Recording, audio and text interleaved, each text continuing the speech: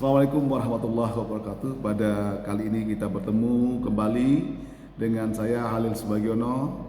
Ya, pada kesempatan ini tentu akan menyampaikan atau berbagi tentang model pendidikan anti korupsi di satuan pendidikan.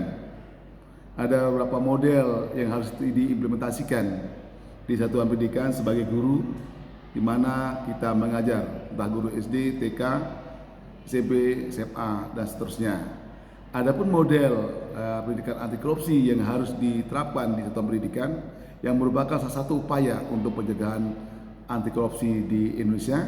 Yang pertama melalui kegiatan belajar mengajar.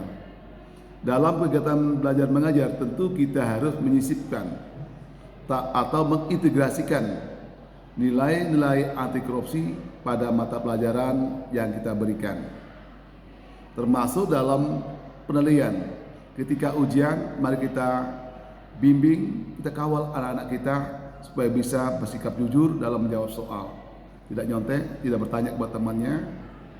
Nah, sikap jujur ini adalah membuat anak akan sungguh-sungguh untuk belajar atau mempersiapkan diri untuk mengikuti ujian.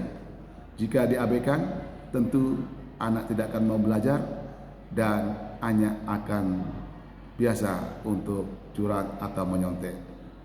Nah, kedua, melalui pembiasaan. Apa yang dilakukan di satuan pendidikan? Yang pertama, mari kita ajak anak-anak kita untuk sama-sama membaca atau melakukan literasi.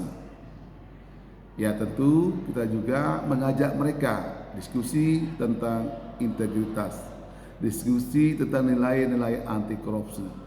Kita biasakan, berikan kesempatan kepada anak-anak kita untuk berliterasi. Ya, tentu apa yang dibaca dan dipelajari kita harus gali dalam bentuk diskusi. Nah, berikutnya pembiasaan yang harus kita lakukan juga ada kantin kejujuran, toilet kejujuran, gerakan sampah, yaitu gerakan mengut sampah, senam integritas, budaya antre, kotak penemuan barang. Ketika ada barang anak hilang atau jatuh, kita masukkan dalam kotak itu. Kita ajar anak supaya hidup lebih tertib dan jujur. Nah, ketiga, melalui kegiatan ekstrakurikuler. Kegiatan ekstrakurikuler sangat penting bagi anak-anak kita untuk mengembangkan pengetahuan akademiknya, karena kegiatan ekstrakurikuler ini sesuai dengan bakat dan minat anak bisa dilatih berpikir secara mandiri. Misalnya di satuan pendidikan bisa ada ekstrakurikuler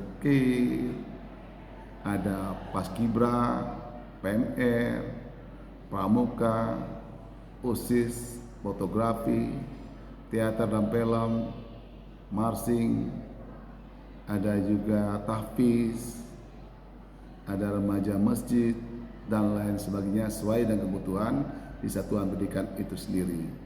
Kita anak diajar secara mandiri untuk membangun dirinya sendiri untuk bisa berpikir lebih luas. Ya, berikutnya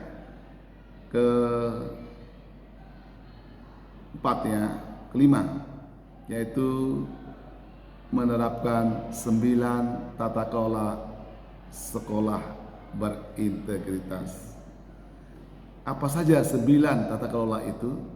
Tentu pertama, kita harus membuka diri atau transparansi perihal dana pendidikan, baik dana BOS maupun dana komite atau sumbangan orang tua.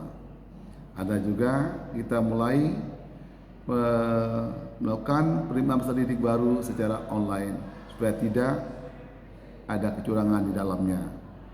Ketiga, akurasi update data emis yang terintegrasi. Yang empat, ada pengendalian gratifikasi dalam larangan pungli. Berikutnya ada pengawasan dana pendidikan, ada kepatuhan kode etik pendidik dan tenaga pendidikan, ada pengolahan pengaduan masyarakat, ada rekrutmen, rotasi dan mutasi, pendidik untuk pendidikan yang transparansi dan akuntabel, ada juga implementasi pembelajaran anti korupsi. Nah, inilah harus kita bangun sembilan sekolah atau pendidikan yang berintegritas.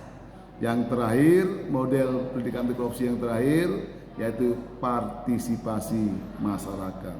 Kita harus membangun 3 pilar komunikasi. Komunikasi sekolah dengan anak dan orang tua. Kita harus bekerjasama. Ketika ada penyimpangan-penyimpangan dilakukan oleh anak didik kita, ya perlu kita juga orang tua ikut bertanggung jawab untuk menyelesaikan hal ini. Inilah model pendidikan anti korupsi serta pendidikan.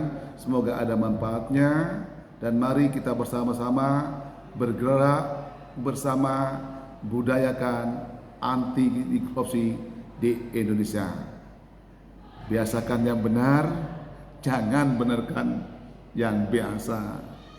Semangat!